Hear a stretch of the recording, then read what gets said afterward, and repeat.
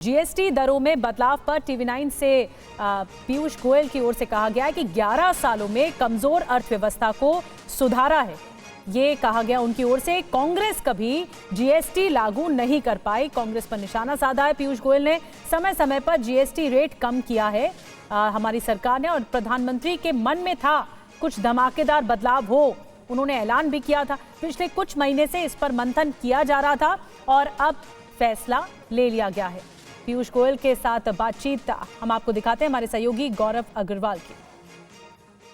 जब देश में इस वक्त जीएसटी 2.0 की बात हो रही हो, चारों तरफ ये बात हो रही हो कि मोदी सरकार ने कैसे एक बड़ा बोनांजा गिफ्ट देश की जनता को दिया है जीएसटी में बड़ा सुधार करके, तो union minister for commerce and industry mister Piyush Goyal से अच्छा और कौन हो सकता है इस पर बात करने के लिए। सर, बहुत स्वागत है आपका टीवी9 भारतवर्ष पर। सबसे पहले तो पीयूष जी, इस एक्सरसाइज का मकसद क्या है और जीएसटी में इन सुधारों से एक कॉमन मैन को, मिडिल क्लास को क्या फायदा होगा?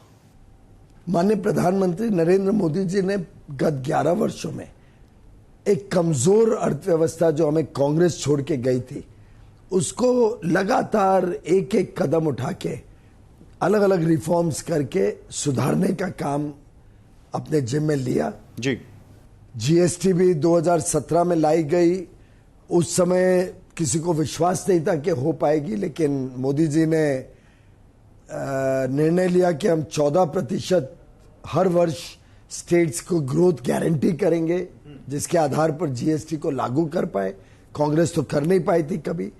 एक बड़ा बदलाव हुआ, उसका लाभ देश की अर्थव्यवस्था को मिला और ओवरऑल 11 वर्षों में एक कमजोर अर्थव्यवस्था आज विश्व की टॉप 5 इकोनॉमीज में एक बन गया। आने वाले 2 वर्षों में हम लगभग दुनिया की तीसरी सबसे बड़ी अर्थव्यवस्था बन जाएगी। ऐसे में माननीय प्रधानमंत्री नरेंद्र मोदी जी एक संवेदनशील सोच के साथ हमारे उपभोक्ताओं को, देश की जनता को, मध्यम वर्ग हो, गरीब हो, युवा हो, महिला हो, किसान हो, मछुआरे हो, सबको कैसे हम चीजें और सस्ती उपलब्ध करा सके, इसके लिए सदैव चिंतित रहे। समय समय पे उन्होंने कई जीएसटी रेट्स कम किए। उनका मन में था कि एक बड़ा धमाकेदार बदलाव जीएसटी में किया जाए, तो करीब करीब कुछ महीनों से ग्रुप्स बैठ के इस पे विचार विमर्श करते रहे और मुझे बड़ा आनंद है कि शायद आजादी के बाद ये सबसे बड़ा रिफॉर्म मेजर माना जाएगा। कल का GST rate rationalisation, rate reduction and simplification सरल कर दिया गया है और चीजों को व्यवस्थित बनाए, और इतने चीजों पे व्यापक रोजमर्रा की चीजें, आप सुबह से रात तक एक व्यक्ति को जो चीज लगती है देख लो, कपड़े हो, बाल के तेल हो, कॉस्मेटिक्स हो, घड़ी हो, जूते हो, फर्नीचर हो, आप टीवी पे अपना शो दिखाएंगे, टीवी हो, फ्रिज हो, एयर कंडीशनर हो, गाड़ी हो, 2 व्हीलर हो, एक प्रकार से समाज में एक वर्ग नहीं रहेगा जिसको इसका लाभ ना मिले। सर, लेकिन आप जिसको आपने कहा धमाकेदार रिफॉर्म है, इस धमाकेदार रिफॉर्म ने अपोजिशन को भी वो कर दिया है। अपोजिशन कह रहा है कि ये तुम 8 साल से कह रहे थे, और वो एक नारा दे रहे हैं कि सरकार तुम्हारी, सिस्टम हमारा, ये हमारा दबाव है जिस वजह से ये हुआ है। चलिए, उनको जिस भ्रम में रहना है रहे। भारत की जनता कभी भ्रमित नहीं होती है। उनको पता है कि 2017 में जीएसटी लाना कितना मुश्किल था, इन्होंने कितनी बाधाएं डालने की कोशिश की।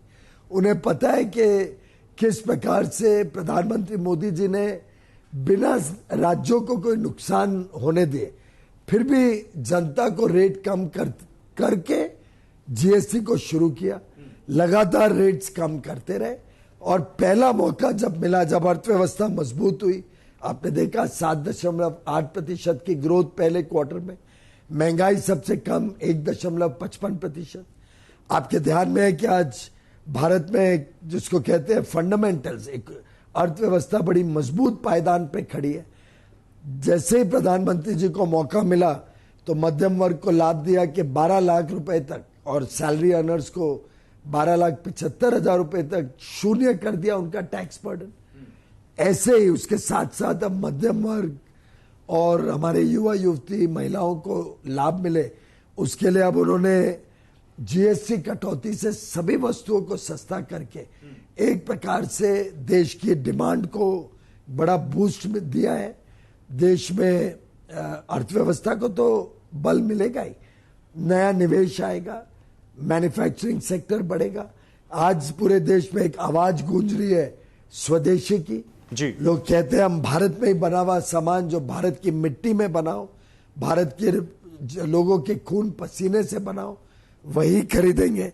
तो एक प्रकार से एक ओवरऑल पॉजिटिविटी का सेंटिमेंट क्रिएट, ये बहुत अच्छी बात है और पॉजिटिव सेंटिमेंट क्रिएट होता दिख रहा है। लेकिन कुछ दिन पहले जो अमेरिका ने 50% का टैरिफ लगाया, क्या उसकी टाइमिंग से भी इसको हम जोड़ सकते हैं और क्या इससे उसके असर को मिटिगेट कर सकते हैं? साहब ये तो हाल में ही हुआ है, टैरिफ का जो बढ़त हुई है।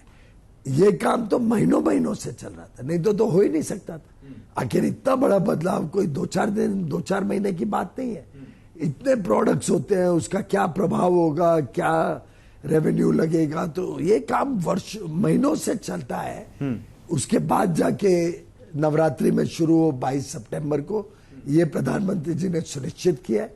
और मैं समझता हूं कि इसका लाभ जरूर होगा कि जो लोग प्रभावित हुए टैरिफ से उनको अब एक बड़ी डोमेस्टिक मार्केट मिल जाएगी। भारत रूस से तेल खरीदता है इसलिए टैरिफ लगाया गया, ये ट्रंप प्रशासन कह रहा है, उनका ये लॉजिक है। और वो उनके सलाहकार तो यहाँ से एक लेवल आगे जाकर कहते हैं कि ये मोदी की वॉर है और वो कहते हैं ब्राह्मिन्स को बहुत फायदा हो रहा है।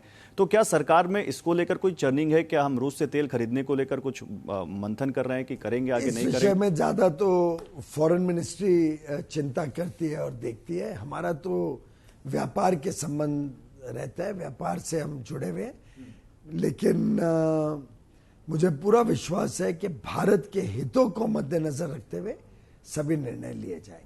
स्वदेशी मुहिम को प्रधानमंत्री बहुत प्रमोट कर रहे हैं, local for vocal, vocal for local काफी हो रहे हैं।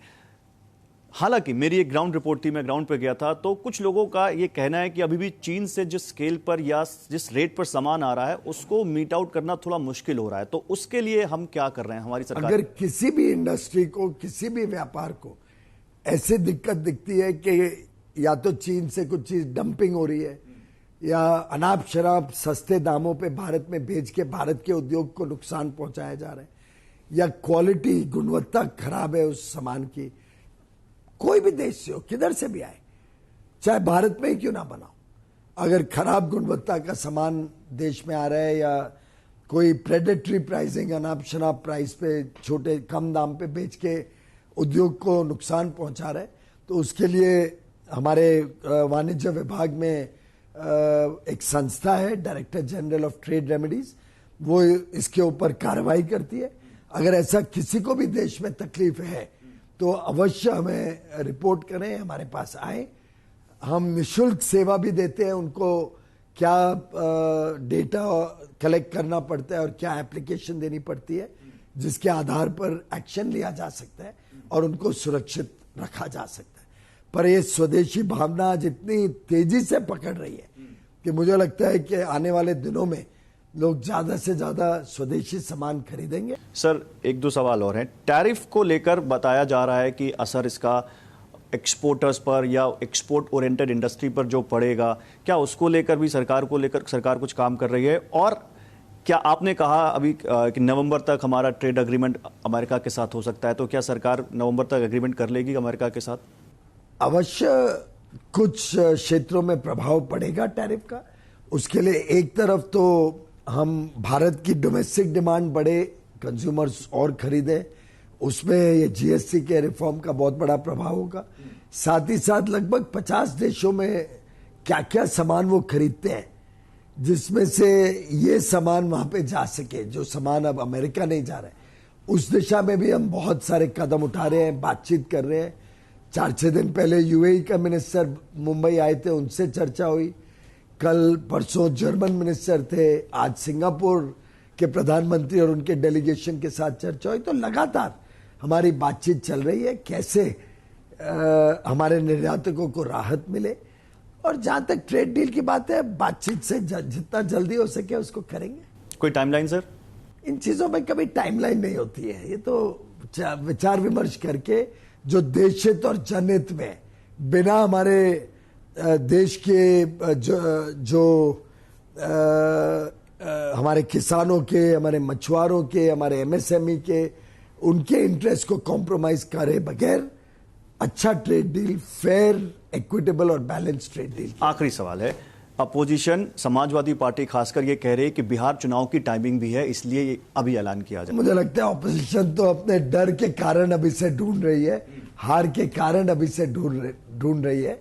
डर गए हैं, विफल है, कभी इलेक्शन कमीशन को गाली गलौज करते हैं, कभी सरकार को। ऑपोजिशन को अब कई वर्षों तक ऑपोजिशन में रहना है। प्रधानमंत्री मोदी जी देश के लोकप्रिय नेता है, देश का विश्वास माननीय प्रधानमंत्री मोदी जी के साथ है, जैसे मोदी जी ने अपना विश्वास देश की जनता पर रखा है।